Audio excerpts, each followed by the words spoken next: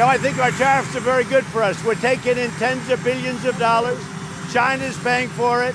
They're, as you know, manipulating their currency. I think that our tariffs are working out very well for us. People don't understand that yet.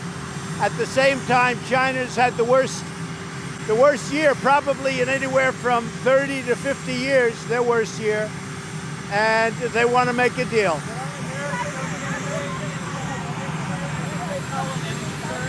No, I'm not happy with Jay Powell. I don't think he's doing a good job at all. I don't think he's much of a chess player, but I've got him, so, you know, that's what I have. That's what I have. What can I tell you? He's not much of a chess player. Say it. You want Powell to resign. You want Powell to resign. Do I want him to resign? Let me put it this way. If he did, I wouldn't stop him. America's top diplomat is no stranger to Kim Jong-un. They've met several times, exchanging handshakes and smiles.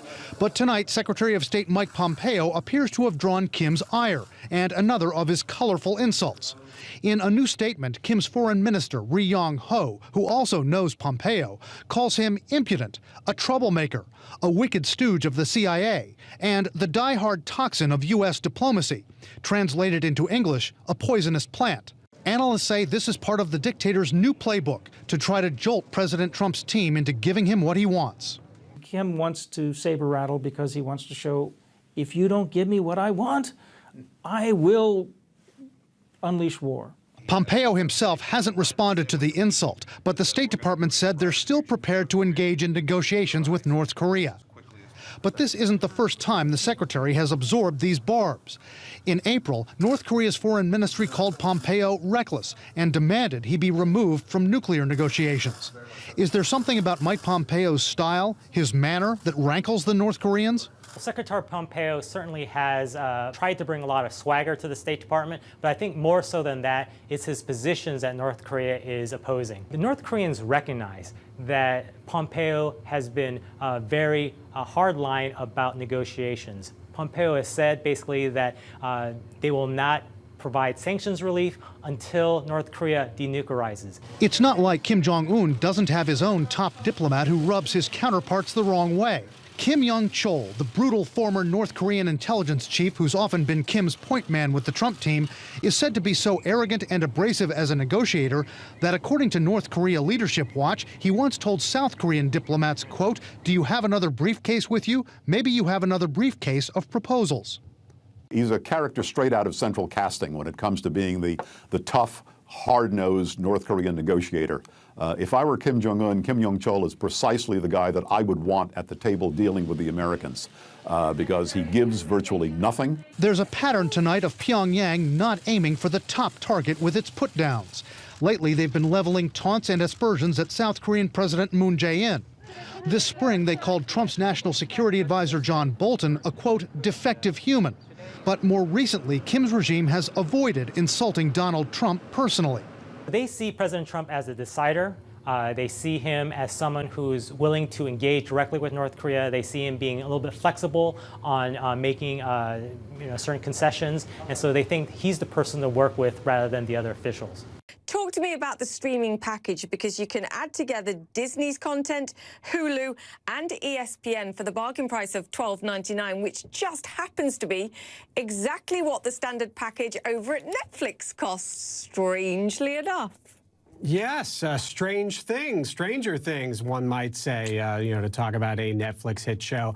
Netflix stock, Julia, is down today along with the broader market, and I think that the Disney news is probably a reason why. I mean, this is definitely, I think, something that is going to make a lot of Netflix subscribers think twice about, do I really need to be, sticking with this service when you now have Disney, which is going to have a lot of the shows that Netflix used to have or will soon be losing. And then you also have Hulu, the ad-supported version of Hulu. So you go out, you are going to have to suffer through some advertisements with this, package. But then also ESPN for the sports fans as well. It's a pretty compelling, bargain for these three streaming services, although a cynic might say, wow, doesn't this sound a lot like cable, except it's just streaming?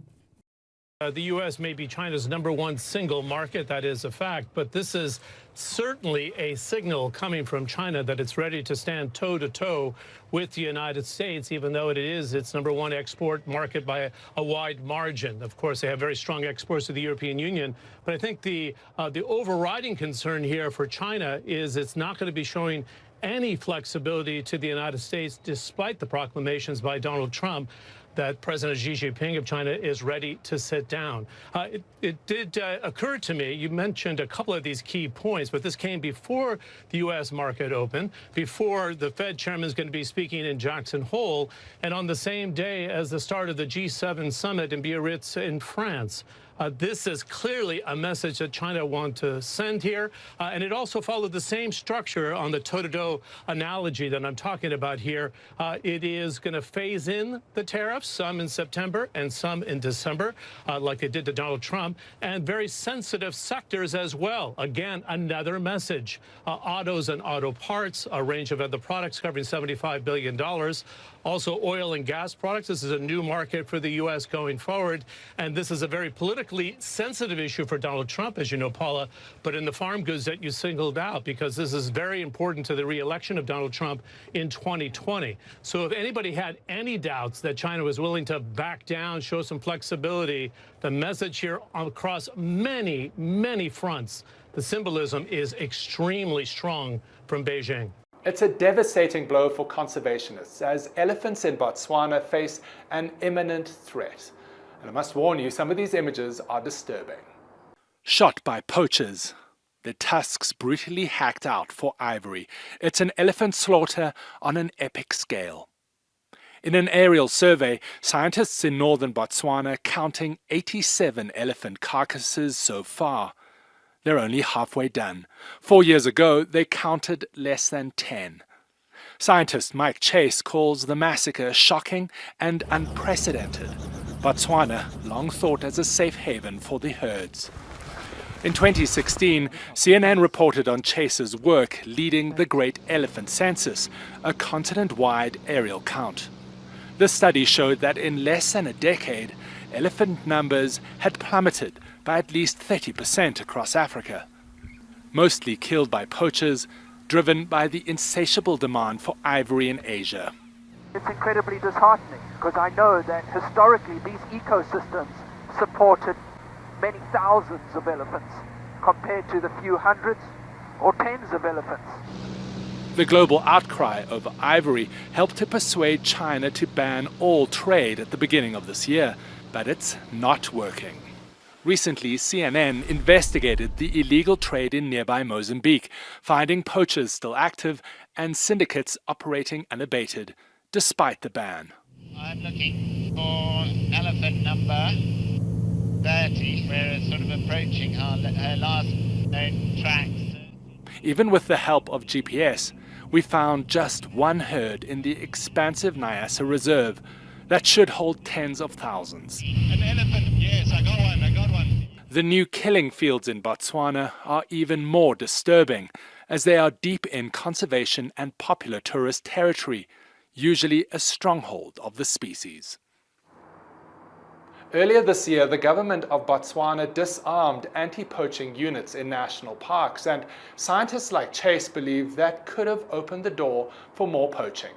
David McKenzie, CNN, Johannesburg.